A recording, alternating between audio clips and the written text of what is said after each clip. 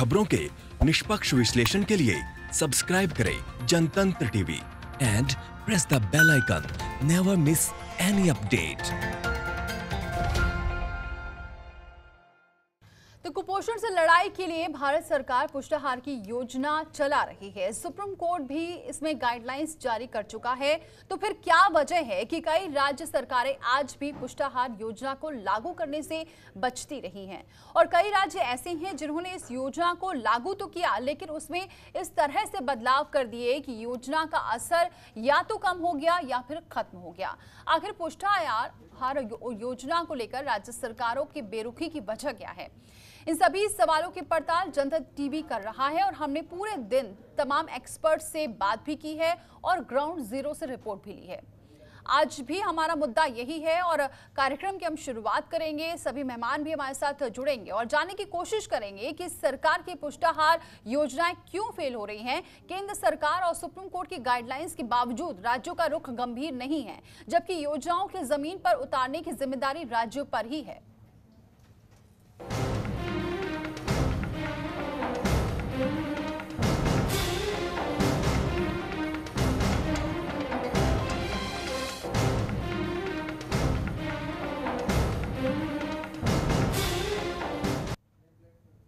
तो देश में कुपोषण के आंकड़े बेहद गंभीर हैं। हालांकि बिहार कुपोषण के मामलों में अव्वल बना हुआ है। इसके साथ ही अन्य राज्यों में क्या है कुपोषण के हालात और इससे निपटने के लिए किस तरह हो रहा है मिड डे मील और पुष्टाहार योजनाओं का संचालन, रिपोर्ट में देखिए। राज्यों में क्या है कुपोषण का आंकड़ा,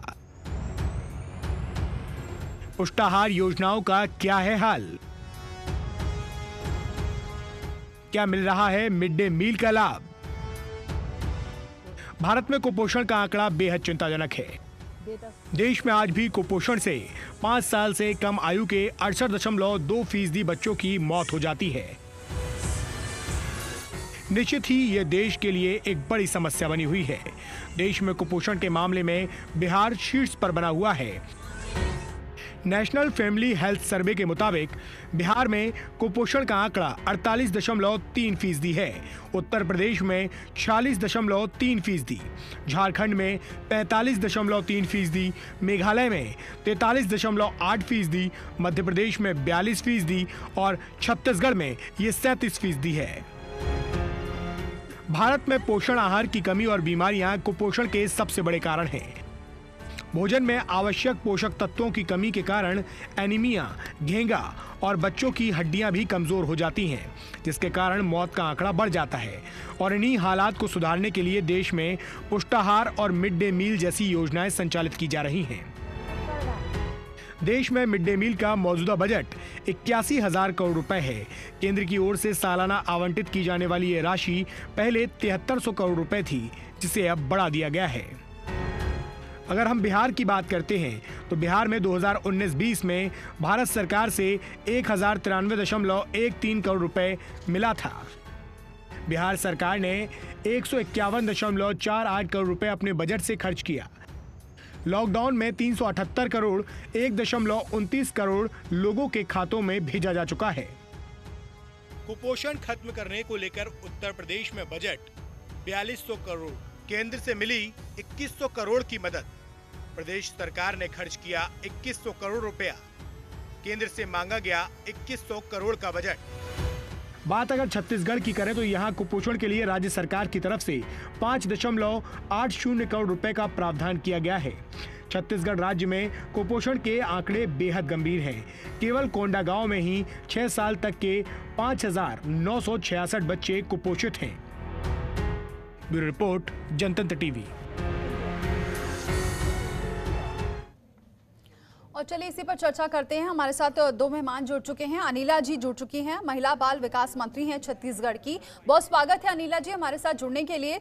डॉक्टर विशेष गुप्ता जुड़ चुके हैं, अध्यक्ष उत्तर प्रदेश राज्य बाल अधिकार संरक्षण आयोग के। बहुत स्वागत है डॉक्टर विशेष हमारे साथ जुड़ने के लिए। सबसे पहले अनिला जी आपसे ये सवाल, कुपोषण की जो स्थिति है वो सबके सामने है, लेकिन सबसे बड़ी बात यह है कि जो पुष्टाहार योजना चलाई गई केंद्र के द्वारा, ये छत्तीसगढ़ में कितनी कारगर साबित नजर आ रही है आपको? हाँ नहीं, रिटायर्ड तो गए, बट यही रहते हैं गाँव के। वैसे मेरे ख्याल से रह नहीं पाते होंगे खाली। जिस तरह से उनका दायर करते हैं। डॉक्टर विशेष गुप्ता का रुख करती हूँ, अनिला जी से बातचीत करेंगे। डॉक्टर विशेष गुप्ता, आपको क्या लगता है ये जो पुष्टाहार योजना जिसे चलाया गया केंद्र के द्वारा, ज्यादातर राज्यों में देखा गया सबने अपनी अपनी तरीके से इसे चलाया, कहीं फेल नजर आई, कहीं पर इसका लाभ भी मिला। अभी की ताजा स्थिति आपको क्या लग रही है? देखिए, ये बहुत मौजूद सवाल है, ज्वलंत सवाल है। इस सवाल के ऊपर हम लोगों को सभी को बहुत गंभीरता से विचार करना है। सरकारें, इसमें कोई शक नहीं है कि भारत सरकार और हमारे उत्तर प्रदेश राज्य सरकार आजकल वर्तमान की जो स्थिति है, जो कोरोना की महामारी है, इस पर बहुत तेजी से काम कर रही है। उत्तर प्रदेश का बाल संरक्षण आयोग लगभग 1.5 साल से ज़्यादा हम लोगों को इस आयोग में बने हुए हो गया। तो हम लोगों का सबसे पहला काम यही था कि जो 18 साल से कम के बच्चे हैं, जो नाबालिग बच्चे हैं, जो छोटे बच्चे हैं, 0 से लेके उन सब की जानकारी करना और सरकार के संज्ञान में लाना। उसमें हमारे ये बाल पुष्टाहार से जुड़े ये आंगनबाड़ी केंद्र भी आते हैं। वर्तमान में अगर आप देखें तो सरकार ने पूरे तरीके से प्रतिबद्धता के साथ में, पूरी ईमानदारी के साथ में हमें नीचे की तरफ पर योजना, नीचे ग्राउंड लेवल पर उतरे, इसके लिए हम लोगों को लगाया है। खास तौर पर हम जाते हैं और जाने के बाद कोशिश हमारी होती है कि वहां पर पुष्टाहार बट रहा है कि नहीं बट रहा, बच्चे वहां पढ़ रहे हैं कि नहीं पढ़ रहे, वहां पर बच्चों के लिए खिलौने हैं कि नहीं है, बच्चों के लिए वहां वजन हो रहा कि नहीं हो रहा। ये पूरी तरीके से हम लोग प्रतिबद्ध हैं। बस इसमें मुझे कहना यह है कि सरकार जिन योजनाओं को लागू करती है उसमें हम सबकी जिम्मेदारी, नीचे समुदाय की बहुत बड़ी जिम्मेदारी है कि समुदाय भी निगाह रखे और सरकार की निगाह में लाए। तो समुदाय को, जो वहां के आसपास के लोग के क्षेत्र हैं, जिनके बच्चे पढ़ते हैं, जिनके बच्चे पोषाहार लेते हैं, उनकी भी बहुत बड़ी जिम्मेदारी होती है कि वहां वो एक वहां पर अपने आंख रखें और वहां सरकार की निगाह में लाए। ऐसे बाल संरक्षण आयोग के सामने बहुत मुद्दे आए हैं जिनको ठीक कराया है हमने, और कोशिश हमारी हुई है कि बाल पुष्टाहार का बहुत बड़ा योगदान बच्चों के ठीक तरीके से स्वस्थ रहने में बहुत बड़ी योजना हमारे सामने आई है और हम लोग उसके लिए बराबर काम कर रहे हैं। प्रदेश सरकार बराबर जूझ रही है उससे। बिल्कुल, प्रदेश सरकार जूझ भी रही है और इसलिए यहाँ पर अभी कुछ दिन पहले की जो खबर थी वो ये भी है कि सरकार ने इस योजना में अब सीधे नकद देने की भी कुछ बात कही। लेकिन आगे चर्चा करेंगे डॉक्टर विशेष आपसे, लेकिन एक बार फिर से रुक करती हूँ मैं अनिला जी का। अनिला जी, छत्तीसगढ़ में भी हालात बहुत अच्छे नहीं हैं अभी, आपकी सरकार बने भी अभी वक्त ज़्यादा नहीं हुआ है, ऐसे में अभी क्या हालात हैं इस योजना के?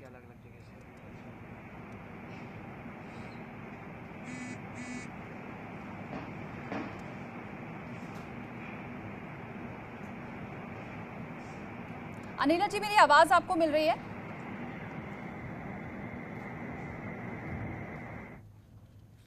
तो लगता है बातचीत नहीं हो पा रही है। पूर्व सदस्य बाल आयोग की सीमा जोशी जी भी हमारे साथ जुड़ चुकी हैं। सीमा जी, बहुत स्वागत है आपका।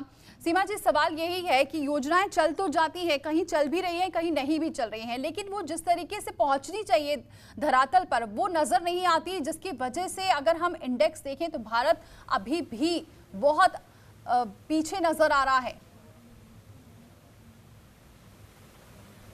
हाँ, बिल्कुल आप सही कह रहे हैं कि 2020 में भी हम लोगों को बच्चों की, महिलाओं की, सबके हेल्थ के लिए अभी भी बात करनी पड़ रही है और हम देख रहे हैं कि हर के लिए, समुदाय के लिए, सभी के लिए शर्म की बात है और इसके लिए हम सबको मिलकर बहुत सारे प्रयास करने पड़ेंगे और करने चाहिए भी।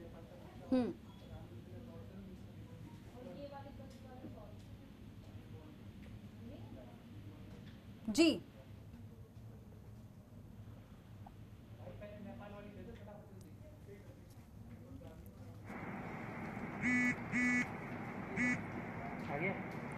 डॉक्टर विशेष गुप्ता का रुख करती हूँ, कुछ प्रॉब्लम आ रही है, बातचीत करेंगे। डॉक्टर विशेष जी, मुझे ये भी खबर थी कि अब योगी सरकार ने नकद देगी, ये कहा गया है आंगनबाड़ी केंद्रों पर भ्रष्टाचार रोकने के लिए, क्योंकि ज़्यादातर ऐसी जो योजनाएं होती हैं वो भ्रष्टाचार की भेंट ज़रूर चढ़ जाती हैं। सरकारें भले ही योजनाएं चला दें, लेकिन जब तक वो निचले स्तर तक पहुँचती है, ज़मीनी स्तर तक, वहाँ पर इतना ज़्यादा भ्रष्टाचार हो जाता है कि वो जो मिलना चाहिए उनको, जो योजना चल रही होती है वो पहुँच ही नहीं पाती है। तो लगातार हम चर्चा कर रहे हैं कुपोषण के खिलाफ क्या है रोड मैप, इस पर हम बात कर रहे हैं। पुष्टाहार योजना की भी बात कर रहे हैं क्योंकि ये केंद्र द्वारा चलाई गई योजना है और उसको किस तरह से अमली जामा पहनाया जा रहा है, इस पर भी हम चर्चा कर रहे हैं। हमारे साथ तीनों ही मेहमान जुड़े हुए हैं। अब अनिला जी का एक बार फिर से रुख करती हूँ। अनिला जी, छत्तीसगढ़ में तो ये योजना चल रही है, पुष्टाहार योजना, लेकिन किस तरह से चल रही है, क्या फिलहाल वहां पर ताजा स्थिति है? हमारे यहाँ पोषण अभियान का जो चल रहा है, हमारे राज्य सरकार के द्वारा अलग से पोषण अभियान चलाया जा रहा है। उससे हम लोग अभी लॉकडाउन के दौरान बच्चों को रेडी टू ईट जो हितग्राही है उनको रेडी टू ईट भी दे रहे हैं और सूखा राशन भी पहुंचाया जा रहा है, जिससे इससे ये परिणाम भी निकल रहा है कि 2 अक्टूबर से हमारे यहाँ जो मुख्यमंत्री सुपोषण अभियान मुख्यमंत्री के मार्गदर्शन पे चला है जी, उसमें अभी 62,670 ऐसे हमारे बच्चे सुपोषित हुए हैं। तो इससे हमारे राज्य में सुपोषण अभियान जो है वो बहुत अच्छा तरीका से चल रहा है। जी अनिला जी, ये योजना तो चल रही है, लेकिन फिर भी जो नेशनल फैमिली हेल्थ सर्वे 3 की अगर बात करते हैं तो 10 साल बाद भी छत्तीसगढ़ में 38% बच्चों को कुपोषण और 42% को एनीमिया है। यानी ढेर सारी योजनाओं के बावजूद कई बार ऐसा होता है कि सरकार तो योजना चला रही होती है लेकिन वो जमीन तक नहीं पहुंच पाती है। तो इसकी कैसे मॉनिटरिंग की जा रही है? और ऐसे मामलों में देखा गया भ्रष्टाचार बहुत होता है, तो क्या इसको भी पूरा मॉनिटर किया जा रहा है?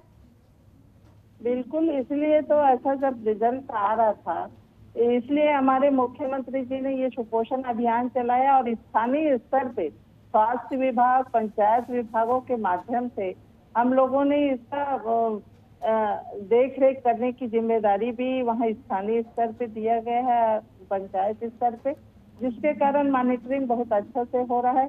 वहाँ बच्चों को जो मिलना चाहिए पौष्टिक आहार, प्रोटीन जो भी उनके स्तर के बच्चों को मिलना चाहिए वो बहुत अच्छा से मिल रहा है। हम अगर ये मुख्यमंत्री सुपोषण अभियान में DMF फंड है, स्थानीय स्तर पे कलेक्टरों की जो फंड होती है उसके माध्यम से भी दिला रहे हैं, समाज सेवकों के भी माध्यम से दिला रहे हैं। तो स्थानीय स्तर पे मॉनिटरिंग बहुत अच्छा हो रहा है और रिजल्ट भी हमारे छत्तीसगढ़ में बहुत अच्छा है। जी, आप रिजल्ट की बात करिए, किस तरह का रिजल्ट आप देख रहे हैं अभी छत्तीसगढ़ में? क्योंकि छत्तीसगढ़ में भी एक बहुत बड़ी चुनौती है कि यहाँ पर कुपोषण से मुक्त करना यहाँ पर बच्चों को, और जो इंतजाम होने चाहिए वो वैसे हों या नहीं, और खासतौर से इस दौरान और स्थितियाँ चुनौतीपूर्ण हैं। तो कैसे ये योजना पहुँच रही है, क्या रोड मैप है? ये योजना हमारे हितग्राहियों तक पहुंच रही है, इसलिए तो छत्तीसगढ़ में ये रिजल्ट आया है। 62,670 बच्चे हमारे और महिलाएं कुपोषण और एनीमिया से बाहर आए हैं। जी, चलिए, अच्छी बात है, सरकार यहाँ पर काम कर रही है और रिजल्ट भी अगर काम होगा तो शायद रिजल्ट देखने को मिलेंगे। सीमा जी, क्या लगता है ये जो एक टारगेट रखा गया है सरकार के द्वारा कुपोषण से मुक्ति का, लेकिन अभी भी जो स्थितियां हैं वो इतनी खराब नजर आती हैं कि ये एक एजेंडा अभी भी नहीं दिखाई देता राजनीतिक दलों का? अगर कहा जाए भूख और गरीबी, राजनीतिक एजेंडा क्यों नजर नहीं आता? ये इनकी राजनीतिक इच्छा की कमी है। बाकी मैं ये कहूंगी कि अभी मेरी जो साथी वक्ता ने कहा कि स्तर सुधर रहा है, तो ये कह के हम मतलब अपने आप को संतुष्ट नहीं कर सकते। अगर मेरे राज्य का एक भी बच्चा कुपोषित है तो ये प्रशासन के लिए शर्म की बात है जी। यहाँ मुझे लगता है कि हम सबको मिलकर प्रयास कर रहे होंगे और मॉनिटरिंग को बहुत स्ट्रिक्ट करना होगा। साथ में जो मेरा एक खास विचार है ये है कि गांव में लोगों को तैयार किया जाए ताकि लोग भी मॉनिटर करें, और जो ऑफिसर्स हैं, जो प्रशासनिक अधिकारी हैं, उनको मुझे लगता है सेंसिटाइज करना चाहिए ताकि वो, वैसे सभी अधिकारी अपना काम पूरी सेंसिटिविटी के साथ करते हैं क्योंकि इन पदों पे बैठे हैं तो वो समझते हैं अपनी ड्यूटी, लेकिन मुझे लगता है फिर भी कहीं ना कहीं हमारी कुछ कमी रह जाती है, कोई ना कोई कड़ी छूट जाती है कि तब हमारे राज्य में बच्चे कुपोषित होते हैं। इसको हमको प्रशासनिक स्तर पर और गांव में वॉलंटियर्स तैयार करने चाहिए, साथ में जो CSOs हैं जो स्थानीय स्तर पे काम करती हैं उन लोगों को साथ लेके, ताकि वो सब भी मॉनिटर करें, और साथ ही जो बेनिफिशियरीज हैं उनको भी हमें ना अवेयर करना चाहिए कि उनको पता होना चाहिए उनके पास सही सूचना होनी चाहिए कि उनका अधिकार है, उनको ये चीज मिलती है और उनको जाकर लेना चाहिए। तो ये सारे कड़ियों को मिलकर काम करना पड़ेगा, क्योंकि एक भी बच्चा पीछे छूटा तो मैं समझती हूँ हमारा राज्य पीछे है। बिल्कुल, एक भी बच्चा छूटा तो यहाँ पर राज्य पीछे है। और ये यूनिसेफ की रिपोर्ट भी कहती है कि भारत में हर दूसरा बच्चा कुपोषण का शिकार है। ये यूनिसेफ की रिपोर्ट कहती है। डॉक्टर विशेष, अगर ये रिपोर्ट कह रही है कि हर दूसरा बच्चा कुपोषण का शिकार है, और जबकि जब हालात ये हैं कि लगभग 1 लाख करोड़ का अनाज बर्बाद हो जाता है इसी भारत में भी। हाँ, इस विषय पर भी मेरा केवल ये व्यू होगा कि बच्चे हमारे अभी भी आखिरी पायदान पर हैं। बच्चों के विषय में चिंता, बच्चे क्योंकि अपनी यूनियन नहीं बना सकते, बच्चे अपनी बात को कह नहीं सकते, तो बच्चों की चिंता समाज को करनी पड़ेगी, समुदाय को करनी पड़ेगी। और समाज के कमजोर जो गरीब लोग हैं, जो उनके बच्चे जो समाज के आखिरी छोर पर है, उनकी चिंता सरकार भी करती है। अभी आपको ध्यान होगा कि उत्तर प्रदेश सरकार इतनी कटिबद्ध है, मुख्यमंत्री जी इतने सख्त है कि पिछले दिनों आपने देखा होगा कि मिड डे मील में लेके जहां भी कोई शिकायत आई है, बहुत बड़ी कार्रवाई उत्तर प्रदेश सरकार ने की है। और उत्तर प्रदेश सरकार ने ये स्पष्ट कहा है कि अब जो आंगनबाड़ी केंद्र होंगे उसमें हमारे जो स्ट्रीट चिल्ड्रन है, जो बाल श्रमिक हैं, वो भी पढ़ेंगे और हमारे जो आंगनबाड़ी केंद्र है वो प्री प्राइमरी स्कूल के रूप में उनका इस्तेमाल होगा।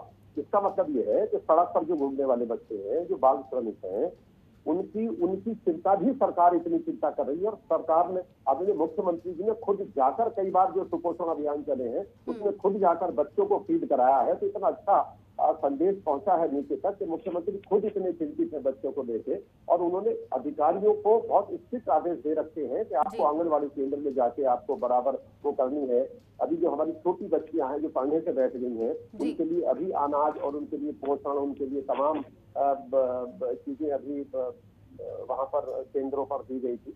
बाल संरक्षण आयोग ने भी अब इस बात की चिंता करनी शुरू की है कि जो ये हमारे प्रवासी श्रमिक आ रहे हैं उनके साथ जो बच्चे आ रहे हैं उनके सर्वेक्षण का काम उत्तर प्रदेश सरकार ने आंगनबाड़ी केंद्र की कार्यकर्ती को और आशा कार्यकर्तियों को दिया है।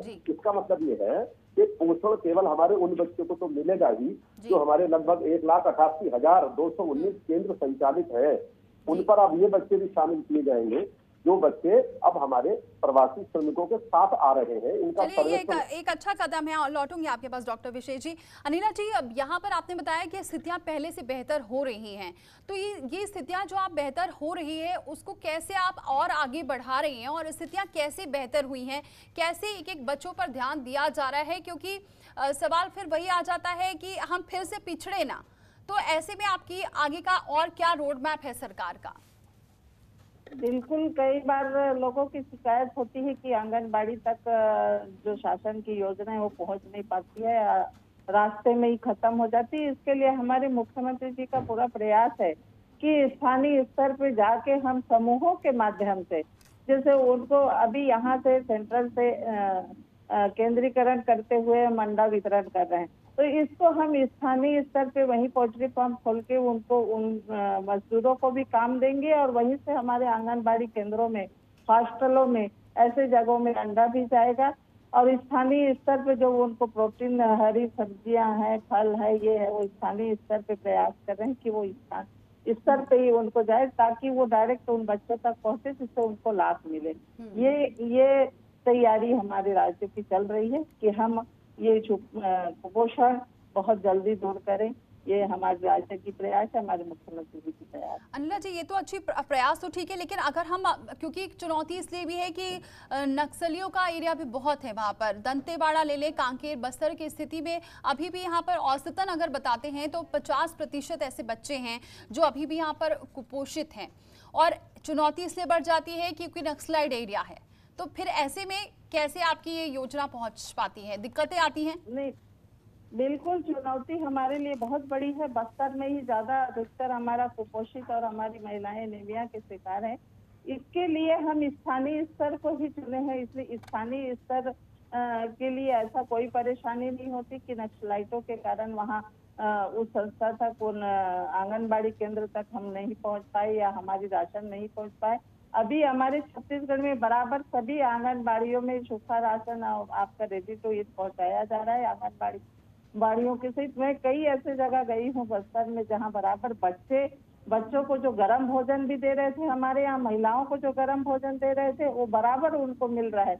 इसलिए हमारे राज्य में रिजल्ट अच्छा आ रहा है। अनिला जी, आप बात सही कह रहे हैं, लेकिन हम ये आप कह भी रही हैं कि यहाँ पर सभी व्यवस्था की जा रही है, लेकिन दर्शकों को भी बताएं कि छत्तीसगढ़ में किस तरह से आप इस योजनाओं को पहुंचा रही हैं, क्या क्या वहाँ पर बच्चों को दिया जाता है, किस तरह से जो महिलाएं एनीमिया के शिकार हैं या बच्चे कुपोषण के शिकार हैं उनको क्या ऐसे पौष्टिक खाना वहाँ पर दिया जाता है जिससे कि ये योजनाएं आगे बढ़ रही हैं और स्थितियाँ सुधर रही हैं? हमारे यहाँ बच्चों को जो रेडी टू दिया जाता है वो तो दे ही जा रहे हैं, और अभी हमें कोरोना उसके महामारी के समय में सभी रेडी टू सभी बच्चों को पहुंचाया जा रहा है। हमारे गर्म भोजन जितने हमारी माताओं को दे रहे थे, एनीमिया के शिकार जो माताएं उनको दिया जा रहा था, उनको घर घर हमारी आंगनबाड़ी कार्यकर्ता पहुंचाया जा रहा है और उनका लाभ सारे हितग्राही ले रहे हैं। इस तरह से उनको पौष्टिक आहार में, जैसे ट्राइबल एरिया में अंडा बहुत पसंद है लोगों को, तो हर बच्चों को हमारे यहाँ अंडा दिया जा रहा है। एनीमिक माताओं को अंडा दिया जा रहा है। महुआ की लड्डू जो पौष्टिक, उसमें मावा सारे मिला के बनाते हैं, उस तरह की पौष्टिक आहार दिया जा रहा है। मुंडवा की भाजियां है जो स्थानीय स्तर पे हर जगह उपलब्ध होती है, वो चीज हमारे दिया जा रहा है। मतलब इस तरह की गर्म भोजन भी जितना माताओं को मिलना चाहिए, जितना एनीमिक महिलाओं को मिलना चाहिए, वो सारी व्यवस्था हमारे आंगनबाड़ी कार्यकर्ताओं के द्वारा घर घर जाकर उपलब्ध कराया जा रहा है। जी, बहुत बहुत शुक्रिया अनिला जी हमारे साथ बातचीत करने के लिए, और छत्तीसगढ़ में किस तरह से ये योजना पहुंच रही है उसके बारे में अनिला जी बता रही थी हमें। तो कुपोषण के खिलाफ क्या है रोड मैप, इस पर हम चर्चा कर रहे हैं। हमारे साथ अब डॉक्टर विशेष गुप्ता और सीमा जोशी लगातार बने हुए हैं, इस पर हम आगे भी चर्चा करेंगे। लेकिन एक बार फिर से आपको ये भी बताएं कि भारत में कुपोषण को खत्म करने के लिए लाख दावे किए जाते हैं, लेकिन इन दावों की जमीनी हकीकत बिल्कुल जुदा है। कारण ये है कि कुपोषण को खत्म करने के लिए देश में जो मिड डे मील और पुष्टाहार जैसी योजनाएं चलाई जा रही हैं वो नाकाफी है। यही कारण है कि यूनिसेफ की रिपोर्ट बताती है कि देश में 50% बच्चे कुपोषण का शिकार है और ग्लोबल हंगर इंडेक्स बताता है कि हम 102वें पायदान पर हैं। कुपोषण के मामलों में अव्वल भारत। केंद्र और राज्यों के दावों की हकीकत। आए दिन इन योजनाओं में बंदरबाट की खबरें सामने आती रहती हैं। एक तरफ देश में 50% बच्चे कुपोषण का शिकार हैं, वहीं दूसरी तरफ ग्लोबल हंगर इंडेक्स में भी भारत दक्षिण एशियाई देशों में सबसे निचले स्थान पर है। बड़ी बात यह है कि IMRC की रिपोर्ट के मुताबिक भारत में मौत का शिकार होने वाले 5 साल से कम के बच्चों में 68.2% की मौत कुपोषण की वजह से होती है। ब्यूरो रिपोर्ट, जनतंत्र टीवी। तो लगातार हम चर्चा कर रहे हैं, सीमा जोशी और डॉक्टर विशेष गुप्ता हमारे साथ बने हुए हैं। सीमा जोशी, अब बात यही है कि जब सरकारें ये योजनाएं चला रही हैं तो ये क्यों नहीं पहुंच पाती, और अगर पहुंच रही होती तो शायद ये आंकड़े फिर कुछ और होते। हाँ, बिल्कुल आप सही कह रहे हैं। यहाँ पे देखिए दो चीजें हैं। एक तो होता है कि कहीं बीच में कुछ गड़बड़ हो जाती है कि लोगों तक चीज नहीं पहुंचती बेनिफिशियरी तक, लेकिन चूंकि मैंने आयोग में रह के भी देखा और साथ ही मैंने खुद भी अपने NGO में भी काम किया है गाँव में जाकर, तो गांव वालों को ये अवेयर करना पड़ेगा कि ये जो फूड सरकार दे रही है या सप्लीमेंट्स दे रही है वो उनके लिए बहुत जरूरी है, क्योंकि वो सोचते हैं कि पंजीरी मिल गई तो वो गाय भैंस को भी डाल देते थे जी। एक संस्था की मेरी साथी है, उन्होंने मुझे बताया कि 12 साइड या कहाँ पर फॉलिक एसिड दी जाती थी लड़कियों को, तो वो खाती नहीं थी, उसको पीस के और मेहंदी में मिला लेती थी, ये सोच के कि इससे बाल काले होंगे। तो गांव में लोगों को भी हमें जागरूक करना पड़ेगा, जोड़ना पड़ेगा। ये कहीं ना कहीं ये एक कड़ी है जो मिसिंग है। दूसरा, सरकार को अपनी जो इच्छा शक्ति को बढ़ाना पड़ेगा। बच्चों को एक तो ये नहीं सोचे कि वो आवाज तो उठा नहीं सकते तो उनसे कुछ ना कहा जाए, और दूसरा अशिक्षा भी अपने आप में एक बहुत बड़ा कारण हो जाता है ये। इसके अलावा एक कारण ये भी है कि पर्टिकुलर एरिया में एक ही फूड खाने की आदत होती है। जैसे एक एरिया है वहाँ पे मक्का ज्यादा उगता है, तो लोग वहाँ के मक्का का कंजम्पशन ही करते हैं सिर्फ, तो भी वो कुपोषित हो जाते हैं। तो इस तरह से मुझे ऐसा लगता है कि हमको एक इस तरह का प्लान बनाना पड़ेगा। उसमें सबसे पहले सरकार को अपनी इच्छा शक्ति बढ़ानी पड़ेगी, मॉनिटरिंग बहुत टाइट करनी पड़ेगी, लोगों को सेंसिटाइज होना पड़ेगा। स्थानीय स्तर पर आप युवा मंच, महिला मंच बनाइए ताकि वो लोग वहीं की वहीं मॉनिटर करें कि क्या ऐसा प्रॉपर जगह पे जो पहुंचना चाहिए वो चीज पहुंच रही है या नहीं पहुंच रही है।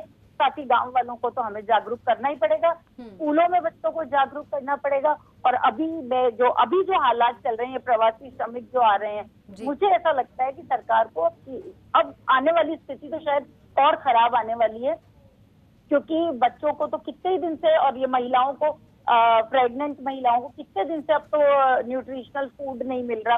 तो अभी तो कुपोषण बढ़ेगा। तो सरकार को इन योजनाओं को शुरू करके, वापस से शुरू करके, और एक मॉनिटरिंग के साथ, एक अपने कंट्रोल के साथ जल्दी से शुरू करना चाहिए, नहीं तो आने वाला टाइम और ज्यादा विकट आ जाएगा।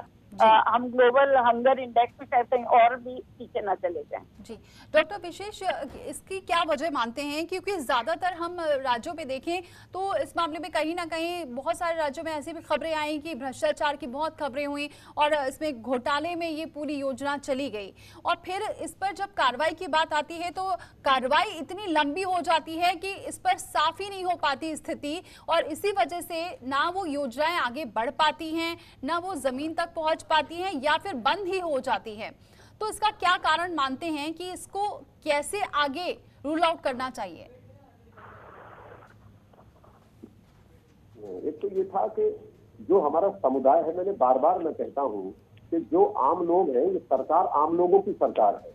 इसका तात्पर्य ये है कि आम जनता जो है, जिस क्षेत्र में पुष्टाहार और आंगनबाड़ी केंद्र चल रहे हैं, उस क्षेत्र में कम से कम हमें कहीं ना कहीं समुदाय की सहभागिता करनी पड़ेगी, क्योंकि उसी क्षेत्र में बच्चे पढ़ते हैं, उसी क्षेत्र में प्रधान भी है, सभासद भी हैं, उसी क्षेत्र में और भी तमाम पढ़े लिखे लोग हैं।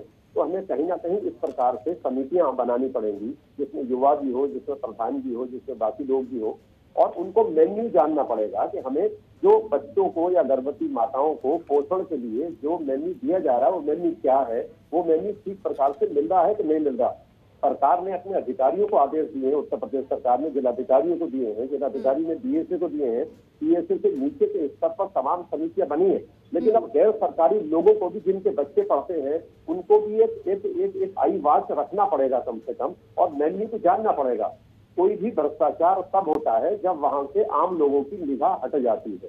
तो वो हमारी बच्चे पढ़ते हैं, हमारी माताएं हैं, हमारी बहनें हैं, जो गर्भवती माताएं हैं, और जो हमारे बच्चे हैं, उनको क्या पोषण दिया जा रहा है, कैसे दिया जा रहा है। अगर उस क्षेत्र के लोग अगर निगाह रखेंगे इस पर, तो कहीं ना कहीं, और वो प्रशासनिक अधिकारी और प्रशासनिक अधिकारी सीधे तौर पर सरकार से, तो ये कहीं ना कहीं कड़ी टूटी हुई है। ये ब्रिजिंग हमें करनी पड़ेगी, सेतु हमें बनाना पड़ेगा, ताकि हम ये जान सके कि हमारा बच्चा जहाँ आंगनबाड़ी केंद्र पर जा रहा है, माताएं पुष्टाहार के लिए जा रही है, या बच्चे अपने पोषण के लिए जा रहे हैं, उनको मिल रहा है कि नहीं मिल रहा। मिल रहा है तो उसका वजन कितना है, क्या क्या सामान है। उस जैसे मैडम ने अभी कहा कि उस क्षेत्र में कोई पैदावार है, कहीं कोई हरी सब्जी होती है, कहीं मक्का है, कहीं आलू है, कहीं कुछ है, लेकिन सरकार इन बातों को ध्यान में, वो तो सभी को समान पोषण के आधार पर सामान भेजती है, लेकिन वो सामान का प्रॉपर तरीके से वितरण हो और वो उन बच्चों तक पहुंचे, तब जाकर ये सारी चीजें ठीक प्रकार से हो पाएंगी। इसलिए सरकार की योजना ठीक है, वो इम्प्लीमेंटेशन नीचे के स्तर पर होते होते, जब कभी प्रॉब्लम होती, सरकार से प्रॉब्लम नहीं होती, ये नीचे के स्तर पर इसके कार्यान्वयन में प्रॉब्लम आती है। तो जो जहाँ कार्यान्वयन हो रहा है, वहां पर उस पर निगाह रखने की आवश्यकता है कि सामान जो पुष्टाहार का वो कहाँ रखा जाएगा, उसके लिए कौन लोग होंगे, वो प्रधान के घर पर रखा जाएगा या किराए के मकान में रखा जाएगा, वहाँ कौन लोग होंगे जिनके सिग्नेचर होंगे, कि वो सामान उतना वहाँ आकर उतरा है कि नहीं उतरा पुष्टाहार का, हमारे बच्चे प्रॉपर अटेंडेंस प्रॉपर है कि नहीं है, उस रजिस्टर में ऐसी तो नहीं है कहीं अटेंडेंस कम हो रही है और बच्चे ज्यादा दिखाए जा रहे हैं, या ज्यादा अटेंडेंस दिखाई जा रही है, बच्चे कम हो रहे हैं। तो ये कहीं ना कहीं हमें इस पर मॉनिटरिंग सिस्टम को बेहतर करना पड़ेगा। और हमारे यूथ है, इतने आजकल हमारे यूथ क्षेत्र में पढ़े लिखे हैं, हमारे प्रधान है, सभासद है, और मौजूद तमाम लोग हैं जिनको जो ईमानदारी से काम करना चाहते हैं, हमें उनको जोड़ना पड़ेगा उस क्षेत्र में, उस केंद्र से। तब जाके कहीं ना कहीं ब्रीजिंग इस पुष्टाहार पर भी और इस पोषण पर, यानी कुपोषण पर तभी अटैक होगा जब हम उन पर प्रॉपर निगाह रखेंगे। तो कहीं ना कहीं हम सब लोगों की जिम्मेदारी हमारे ऊपर भी आती है, ये उंगली हमारे ऊपर भी उठती है कि हमने अपने आसपास उन केंद्रों पर देखना छोड़ दिया है। तो सरकार आप लोगों की निगाह से चलती है, आप लोगों तक उसकी बात पहुंचे, वहां तक वो सामान पहुंचे, वो पोषण उन बच्चों तक पहुंचे, तो ये बहुत बड़ी जिम्मेदारी होती है। सरकार भी ये चाहती है कि हमें कोई फीडबैक दे, और फीडबैक सरकार के लोग देंगे, अधिकारी देंगे, तो वो फीडबैक अच्छा ही जाएगा। तो अगर आप चाहते हैं कि ठीक तरीके से उसका पोषण ठीक प्रकार से मिले, तो हमें अपने समुदाय को भी, अपने समाज को भी, अपने क्षेत्र को भी उससे कहीं ना कहीं सरकारी योजनाओं से हमें जोड़ना पड़ेगा, और हमें कहीं ना कहीं खुद भी जुड़ना पड़ेगा और पूछना पड़ेगा, क्योंकि बच्चे का अधिकार है मान लिया, तो ये अधिकार तभी तो होगा। उस बच्चे को तो पता नहीं कि मुझे क्या सामान देना है, लेकिन उस बच्चे का अधिकार माँ बाप जो उसके हैं, जो अभिभावक हैं, वो जाने से कम हमारे बच्चों को क्या दे रहे हैं और क्या मिलना चाहिए और क्या मेन्यू है, माताओं को क्या दिया जा रहा, ये आयरन की गोली दी जा रही है कि नहीं। हालांकि सरकार ने मॉनिटरिंग सिस्टम व्हाट्सएप के माध्यम से, फोटो के माध्यम से, वीडियो के माध्यम से बनाए हैं, लेकिन फिर भी उस पर बिल्कुल इसमें जागरूकता बहुत जरूरी, क्योंकि जैसा सीमा जोशी बता रही थी कि यहाँ पर गांव में जागरूकता की भी कमी है और जिसके ओर ध्यान भी नहीं दिया जाता है। जब ऐसी खबरें आती हैं तब भले फिर पूरे जागरूकता अभियान चलाए जाते हैं। सीमा जोशी जी, आप क्योंकि आप अच्छे से जानती होंगी किस तरह से कभी आपने देखा कैसे मॉनिटरिंग की जाती है, क्योंकि बहुत सारी हमने पिछले काफ़ी दिनों खबरें भी देखी, कहीं बच्चों को सिर्फ रोटी नमक दिया गया, कहीं सिर्फ चावल दे दिया जाता है, जो थालियां होती हैं उनकी वो भी बहुत देखा गया है कई जगह पर। तो अगर ऐसी अव्यवस्था कैसे फैल जाती है, क्या कोई देखने वाला नहीं होता है, या फिर बस सिर्फ भूल जाया जाता है कि हमने तो योजनाएं तो हमारी चली रही हैं, ये नहीं देखा जाता क्या कि कितनी उसमें हमें सक्सेस मिली है, हम कहाँ पहुंचे हैं। जब ये ऐसी रिपोर्ट आती है यूनिसेफ की, तब फिर इस पर चर्चा शुरू होती है। हाँ, ये बिल्कुल सही बात है कि ऐसा नहीं है कि मॉनिटरिंग एजेंसी नहीं बनाई, ये आयोग खुद अपने आप में मॉनिटरिंग एजेंसी ही होता है ना।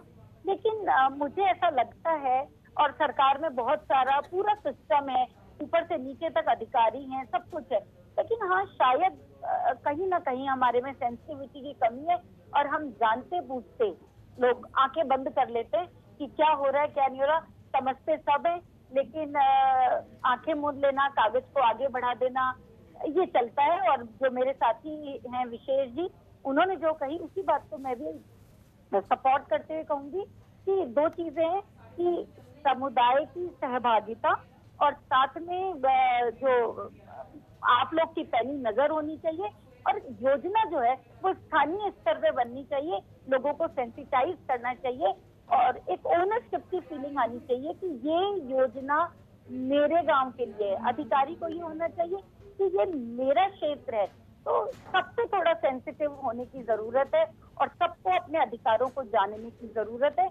योजनाओं का मतलब एक ही लेवल पे नहीं होना चाहिए। राजस्थान में बाड़मेर का अलग सिस्टम होगा, जयपुर का अलग सिस्टम होगा, कोटा का खान पान अलग होगा। तो थोड़ा सा स्थानीय स्तर पर जाकर योजनाओं को बनाकर फिर क्रियान्वयन करना चाहिए, वरना लोगों को भी इंटरेस्ट नहीं आता, और बाकी सेंसिटिविटी तो आनी, वो तो जरूरी है बिल्कुल अपने कर्तव्यों के प्रति। जी डॉक्टर विशेष, वहाँ उत्तर प्रदेश की अगर बात करें तो यहाँ पर किस तरह से फिर मॉनिटर किया जा रहा है और किस तरह से देखा जा रहा है, और अगर यहाँ पर कोई ऐसी खबर आ रही है भ्रष्टाचार की या फिर कहीं गड़बड़ी नजर आ रही है, तो वहाँ पर फिर क्या एक्शन लेती है सरकार?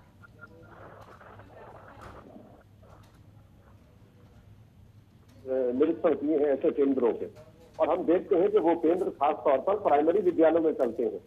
और कई बार ये था कि मैंने देखा वहां जाने के बाद, तो मुझे लगा कि कई बार जो मिड डे मील आ रहा है उसमें मैंने बच्चों से पूछा, तो कई बार मुझे पता लगा कि 30-40% बच्चे घर से लाते हैं अपने टिफिन बॉक्स को।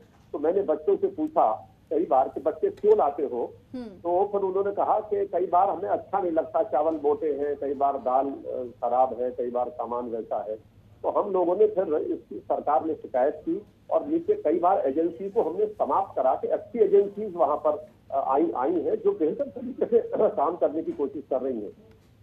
तो कई बार हमें मॉनिटरिंग करने के लिए, जैसे सीमा जी ने कहा अभी, तो मैं बिल्कुल मुतमईन हूँ इस बात से लेके कि जब तक मॉनिटरिंग एजेंसी हमारी बेहतर नहीं होगी, खास तौर पर मैं तो एक बात और कहना चाहता हूँ कई बार कि वहाँ आंगनवाड़ी में जो आंगनवाड़ी कार्य करती है वो कई बार इन्फ्लुएंसर्स की अपनी रिलेशन होती है, तो वो कई बार उसी क्षेत्र का प्रधान है, उसी क्षेत्र का सरपंच है, उसी क्षेत्र का पंचायत का सदस्य है, उनके परिवार के अगर लोग हैं तो कई बार वो चुप्पी हो जाती है और क्षेत्र में उन लोगों का दबदबा होता है, वो चीजें बहुत चीजें बाहर नहीं निकल के आती।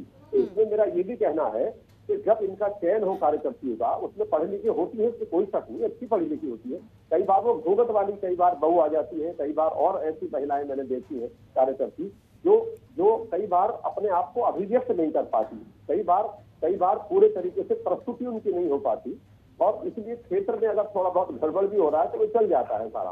तो आगे आने वाले उसके लिए हम भी अब ये कहेंगे सरकार से कि वहां जब चयन हो कार्यकर्तियों का, तो वास्तव में ऐसी कार्यकर्ती ढूंढी जाए जो समाज सेवा से जुड़ी हुई हो, जिनमें संवेदनशीलता हो, जिनमें लीडरशिप हो, जिनमें कुछ करने का जज्बा हो। ऐसे लोग अगर आएंगे तो हमारा परफॉर्मेंस बेहतर आएगी हमारी केंद्र पर।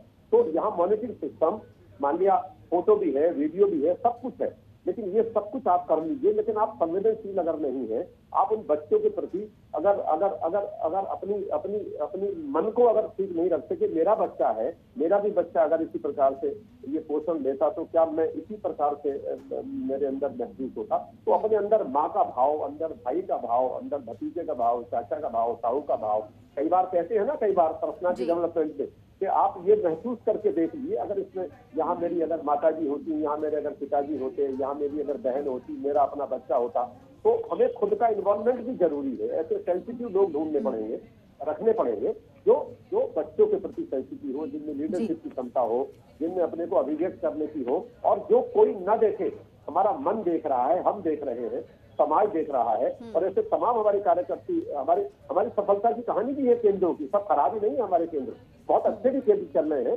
जिसने पूरे प्रदेश में पुरस्कार प्राप्त किए हैं, जिसने अपने बच्चों को पोषित किया है, जिसने बच्चों का वजन बढ़ाया है, जिसमें जो माताएं हैं, गर्भवती माताएं, उनको बेहतर प्रसव हुआ है, बच्चे का अच्छा, वजन ये ठीक चेक हुआ है। कैसे होता है, कब इसकी मॉनिटरिंग होती है डॉक्टर विशेष जी?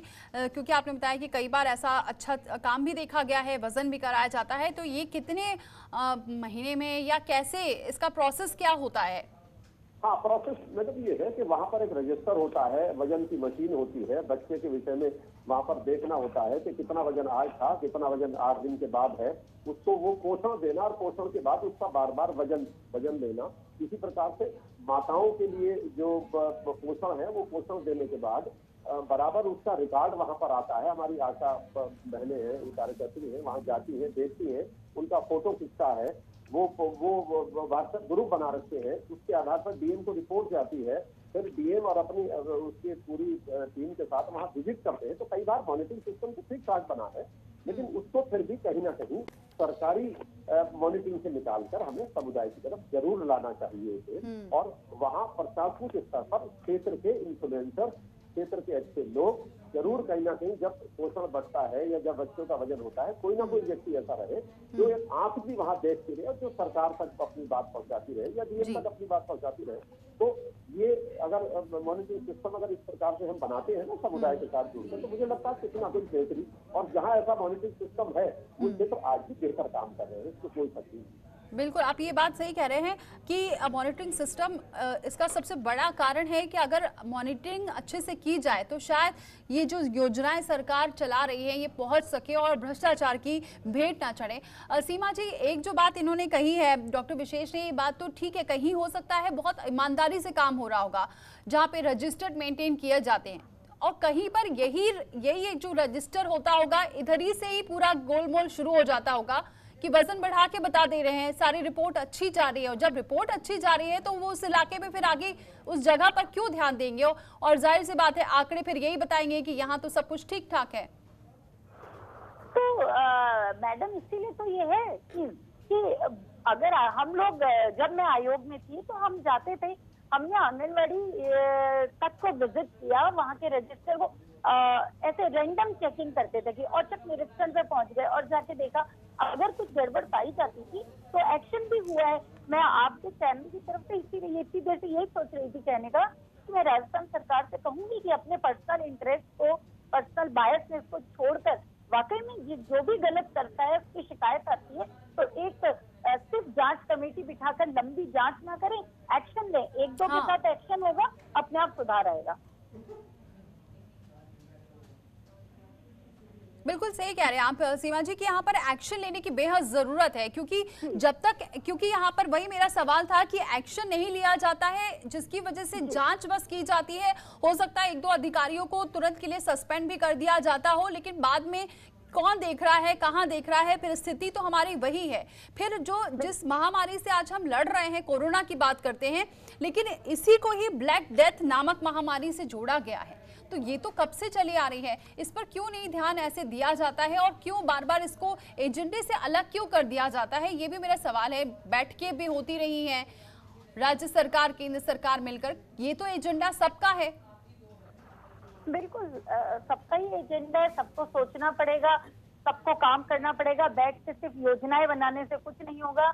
प्रशासन को बहुत स्ट्रिक्ट होना पड़ेगा, सेंसिटाइज होना पड़ेगा, मतलब स्ट्रिक्टनेस के साथ संवेदनशील, दोनों चीजें मिलकर काम करेंगी तो ही होगा। और अभी भी मैं तो कह रही हूँ कि जितने श्रमिक हैं उनको घर तो पहुंचाएं जल्दी से जल्दी, लेकिन साथ ही जो शेल्टर होम वगैरह उनमें भी बहुत अव्यवस्थाएं फैली हुई है, कम से कम अभी संभाल लें। हमने शेल्टर होम विजिट किया है, उनमें बहुत गंदगी फैली हुई है और हालात बहुत विकट हैं। तो मैं राजस्थान सरकार से कह रही हूँ कि बिल्कुल आप लोगों को कुछ करना चाहिए, वरना आने वाला टाइम, अभी तो कोरोना है, हम तो घर में बंद हो गए हैं, लेकिन बाहर बहुत बुरे हालात हैं जी, इनको सुधारना ही पड़ेगा।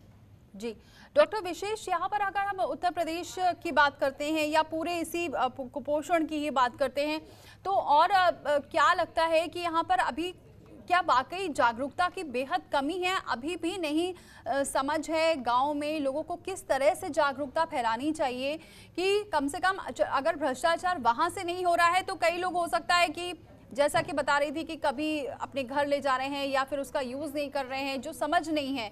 तो ये समझ को कब कौन सा वक्त आएगा जब ये जागरूकता अभियान चलाया जाएगा? ये भी बहुत ज्वलंत सवाल है। असल में कारण ये है कि आपको ध्यान होगा कि भारत क्योंकि गांव का देश था और गांव के देश होने के कारण से हमारी चौपालें काम किया करती थी।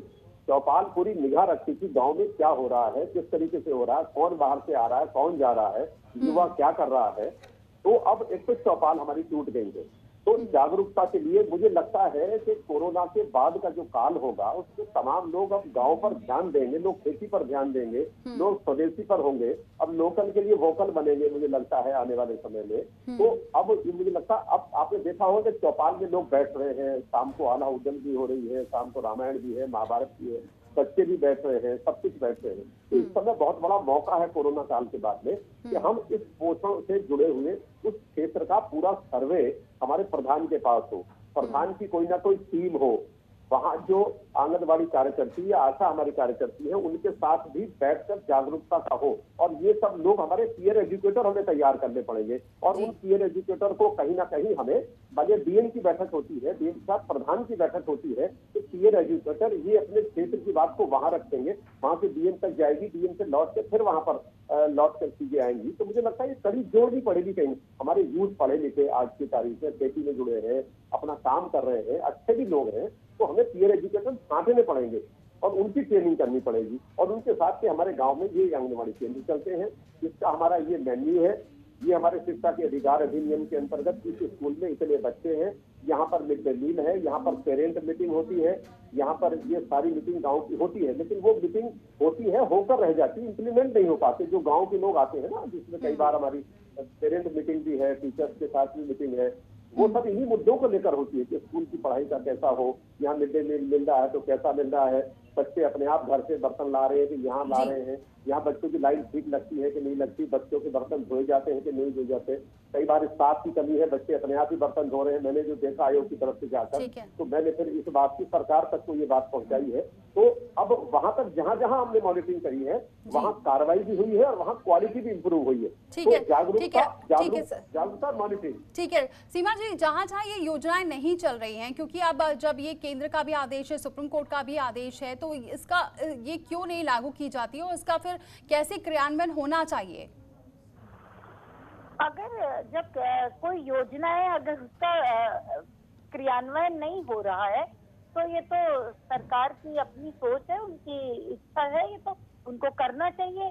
और मैं तो फिर कहूंगी कि ये लोकल जो स्थानीय स्तर पे संस्थाएं काम कर रही हैं उनको आवाज उठानी चाहिए कि कोई भी योजना अगर एक क्षेत्र में नहीं चल रही है तो क्यों नहीं चल रही है, उनको सरकार, हाँ, और हम जैसे लोगों को, आम लोगों को आवाज उठानी चाहिए।